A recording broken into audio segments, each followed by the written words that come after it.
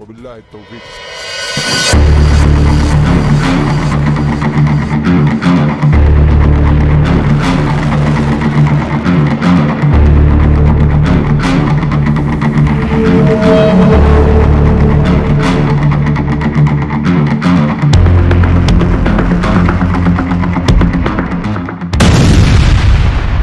पिछले एक साल से समंदर में खौफ बरपाए हूती ने अपनी ताकत में बेतहाशा इजाफा किया है। चाहे वो मिसाइल हो, ड्रोन्स हो या फिर समुद्री ड्रोन्स, आज हूती के तरकश में मॉडर्न टेक्नोलॉजी से लैस हर वो हथियार है जो अमेरिका और ब्रिटेन जैसे देशों के लिए भी बड़ा सिरदर्द बने हुए हैं।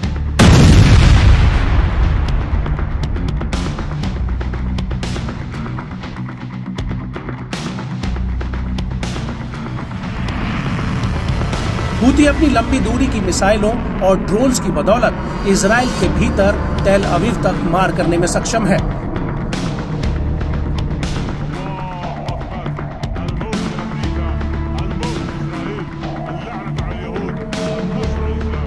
तो वहीं लाल सागर से लेकर हिंद महासागर में भी उसकी पहुंच से इजराइल या उससे संबंधित कोई भी जहाज अब दूर नहीं है। और इसी ताकत के दम पर हूती ने लाल सागर में सैकड़ों जहाजों पर हमलों के साथ साथ 2 जहाजों को समंदर में डुबो दिया है।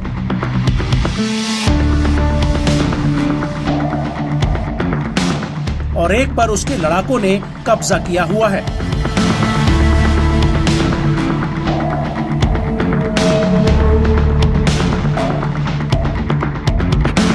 और इन्हीं हमलों की कड़ी में हूती ने अब एक और बड़ा हमला किया है। दरअसल हूती ने एक लाइबेरिया के झंडे वाले रासायनिक टैंकर पर मिसाइलों से हमला किया है।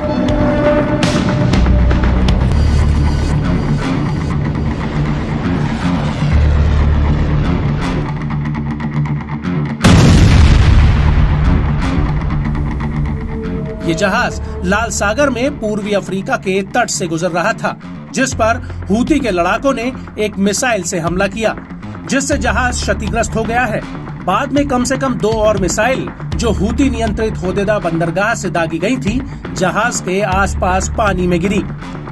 ब्रिटिश समुद्री एजेंसी ने कहा कि यमन के हूती विद्रोहियों के द्वारा महीनों से चले आ रहे हमलों के क्रम में लाल सागर में एक जहाज पर एक अज्ञात मिसाइल आ टकराई।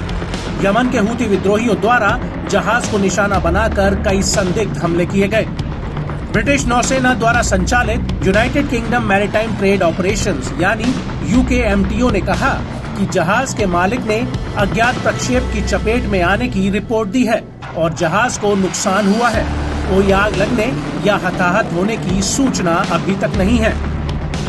हालांकि हूती ने अभी इस हमले की कोई जिम्मेदारी नहीं ली है, लेकिन 7 अक्टूबर 2023 में गाजा में युद्ध शुरू होने के बाद से ही हूती विद्रोहियों ने मिसाइलों और ड्रोन से करीब 80 से ज्यादा व्यापारिक जहाजों को निशाना बनाया है। इन हमलों में एक जहाज को जब्त कर लिया गया है और 2 को डुबो दिया गया है, जिसमें 4 नाविकों की मौत भी हो गई है। हूती का कहना है कि जब तक गाजा में हमास के खिलाफ इजराइल के हमले बंद नहीं हो जाते, तब तक इजराइल अमेरिका और ब्रिटेन से जुड़े जहाजों को निशाना बनाते रहेंगे। हालांकि हूती ने ऐसे कई जहाजों पर भी हमले किए हैं जिनका इजराइल, अमेरिका या ब्रिटेन से बहुत कम या कोई संबंध ही नहीं था।